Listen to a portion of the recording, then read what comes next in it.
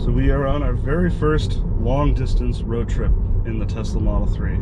It is 6:30 in the morning because it's Canada Day and we want to avoid all the traffic that comes with that. We've got 1,700 kilometers to cover in 2 days to get from roughly Toronto to Halifax. Today alone we're doing 1,000 to get us to our motel for the night. And the goal of this is to prove that you could do long distance road trips in a Tesla or any other EV, no problem. Thank you. So our first charging stop is in Kingston. That's 216 kilometers away in roughly 2 hours. And we had a total of, I think, 4 charging stops on the docket for today. And we're starting off with only like a 78% battery, so. And we don't have like a really long range Tesla either. We've got the base model 2023 rear wheel drive. So you think on trying to do 1,000 kilometers in one day, anyone who's new to EVs would figure, you know, you'd be spending hours and hours and hours charging. At most, we're only going to be spending an hour, maybe an hour and a half worth of charging today. And when you cross-reference that with the times you would normally stop over to take a crap and get food, it basically adds nothing. So we've got the car loaded down with a lot of crap, probably far more than we actually need. We've got a table back there, we've got chairs, many bags, not just ours, for some friends who are coming up there to join us as well. And look at all this crap back there. So 2 people and a whole bunch of stuff. We're we're fully loaded here.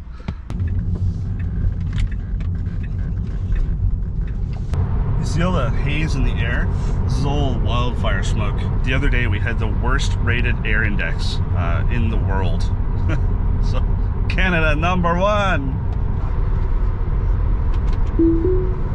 Autopilot is going to be a huge savior for a long road trip like this.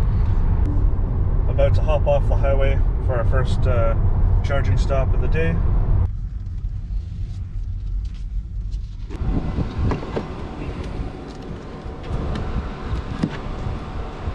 Alright, let's see how long it says until we are ready to take off again. 25 minutes until we can leave.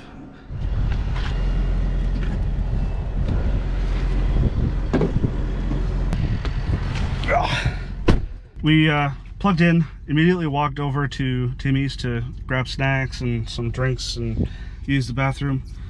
And before we were even finished in Tim Hortons, it said we were done and ready to continue. So that was at about 79–80%, something like that. By the time we walked back, we're almost at 95%.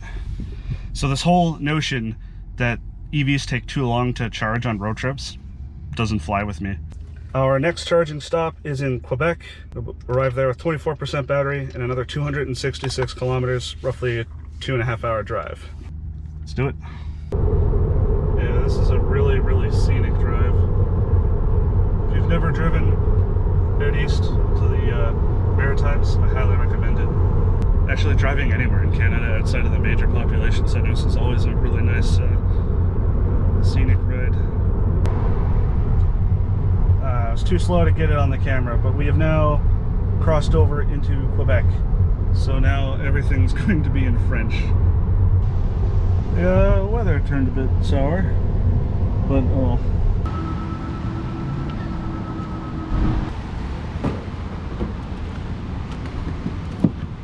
"20 minutes to continue trip, not bad." See, again, stepped out to use the bathroom. Had a bit of a hike because it's Canada Day and everything's closed. Car's ready to go before I am. Oh, that plug handle's warm. Look at me. I'm the driver now. So we didn't actually get a chance to get any lunch while we were here charging because the mall we're next to is closed. So I have to make that a separate stopover just across the street. It's burrito time. Alright, our next stop is in 183 kilometers, 2 hour drive. We will arrive at our next supercharger with 34%. We're at 86% now.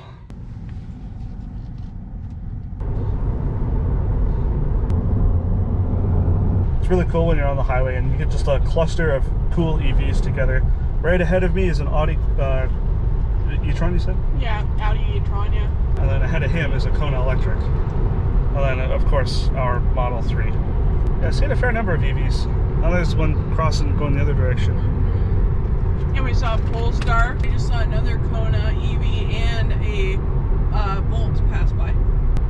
are taking over, man. Once you start recognizing EV car models, they're everywhere. Like, it'll surprise you. Even out here.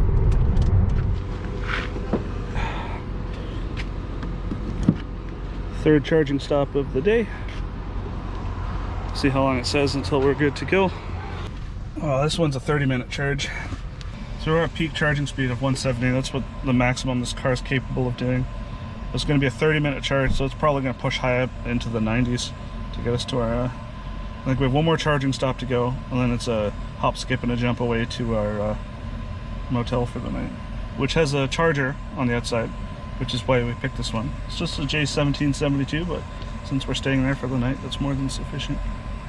So this is the first time that we're actually back at the car and ready to go before the car is done charging. It's only got another 8 minutes before it's good to go. It's got a deeper charge this time because I think it's a little bit farther to our next charging stop. We've only got about 450 kilometers until the motel. We're at 94% right now. That's probably going to push us up to 100%. So yeah, we're basically going to a full charge to get to our next charging stop here. It had us charge up to basically 100%. Yeah, and it says we should reach our next charging stop with 17% battery. So I don't know why it wanted extra margins for this one. Strange. I wonder if maybe there's just nothing between here and there to charge if it winds up consuming more. So it's being a little cautious. All right, next charging stop, 2 hours, 30 minutes from now, 275 kilometers away. It says we'll arrive with 16%. Let's see how that goes. And for those of you wondering how autopilot does in the rain, it does perfectly fine. I've had it in conditions a lot worse than this, and it was able to lane keep and keep us going just fine. Not to jinx it, but I haven't had any phantom braking yet, and we're basically 800 kilometers into this drive.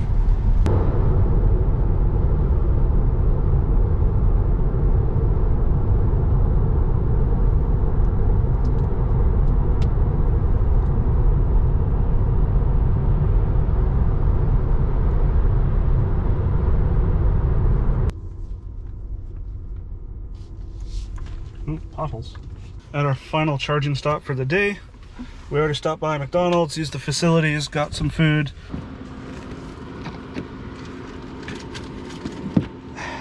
$20 minutes remaining to continue trip. 34, 51, 69, nice. All right, apparently we're peaking out at 81 kilowatts. We've only got 177 kilometers to get to the motel. This tastes old. The patty is dry. Why is the patty dry? It's like jerky. We are charged enough to continue to our destination. It says we're going to get there with 12% buffer. 177 kilometers left to get to our motel for the night. Nice. It'll probably be dark by the time we get there because we're losing an hour once we cross over into New Brunswick. Let's get this thing unplugged and get there.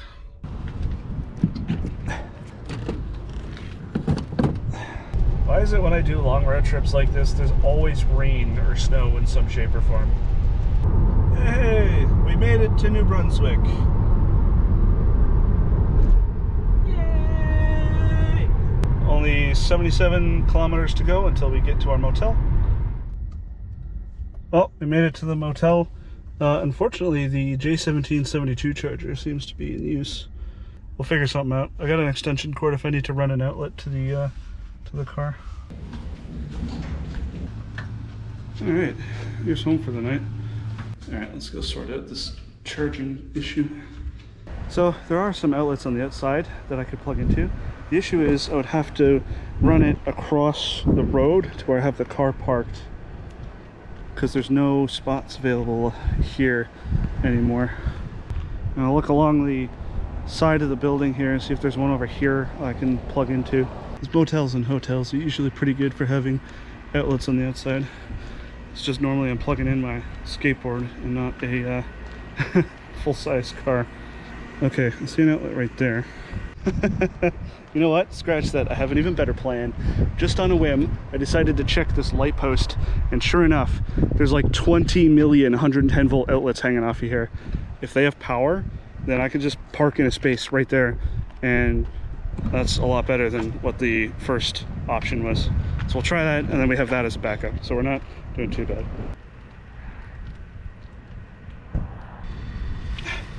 $100-foot extension cord. Wouldn't be a Mike in the Woods video without a janky charging setup, right? Some of these plugs are really fucking janky, man. The light on the other end of the outlet is orange, which means it's getting power. Alright. Let there be power. Oh, we're getting red. Why are we getting red? So we are saved by a random, heavily diseased looking random outlet on the side of the building that's not even weather protected.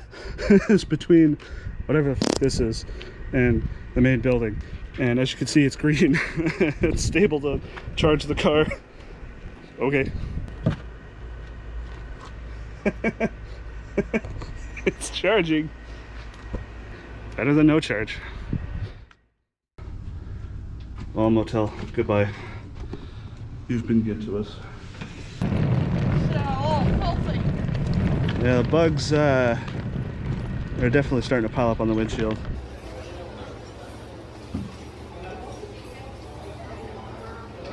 Alright, what's it at? 26%. So it went up from 14% to 26%. 12%, not as much as I thought, but still, that's better than nothing. We plugged in at give or take 11 o'clock last night, and it's about 8:30 now. And yeah, that's the difference between being able to barely limp to the next supercharger or not make it there at all, and arriving there with plenty of extra buffer. So we are off and away to our first supercharging stop of the day in a whopping 16 kilometers. That'll fill us up. We'll probably only have one more charging stop today. First charging stop of the day. Alright, 15 minutes until we are able to continue our trip. Alright, with 62%, it says we have enough to continue the trip. I'm just going to let it go up a little bit higher to about 66, just to give us a bit extra safety buffer, and we'll be on our merry way. So if you're wondering how autopilot is able to do in torrential rain, seemingly pretty good. It hasn't thrown up the red hands or complained much at all yet. Alright, so it's a few minutes later. It got even worse than what you saw on camera, like to the point where I could barely see out the window, and now it's bone dry out there. And autopilot powered through that like a champ. The worst that happened is it threw up the autopilot speed limited warning due to poor visibility, and we're already going slow anyways because you don't want to be driving that fast in those conditions. So autopilot drove the whole way through that torrential downpour with literally no errors whatsoever. That was fantastic. The more I use autopilot on long drives like this, the more I freaking love it.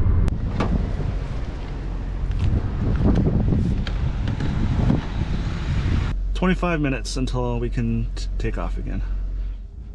Alright, so it has us at 89%, finally have enough to continue the trip.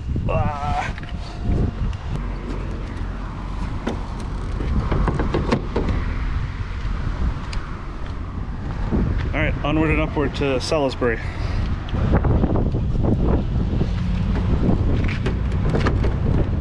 We got one more charging stop, but we're going to charge up to full so that we got enough battery to play around with once we get to our Airbnb.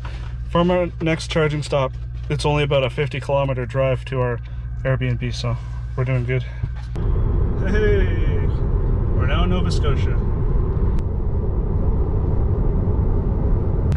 Final charging stop of our entire trip up here. Technically, we didn't need to stop here. We would have made it to our destination with a few percent left, maybe a bit more, but we gotta drive to the airport tomorrow, and the only thing we have to charge with at the Airbnb is a 110 volt outlet, so I just want to make sure that we're running on a full charge here. Alright, we're almost full. I think I charged it up to 95%. There's a Tesla coming in who needs a spot, so we're gonna open up a space for him. We have 46 kilometers to go, and we're finally done this 1,700 kilometer road trip. All right, we are here. This is our Airbnb for the next 2 weeks.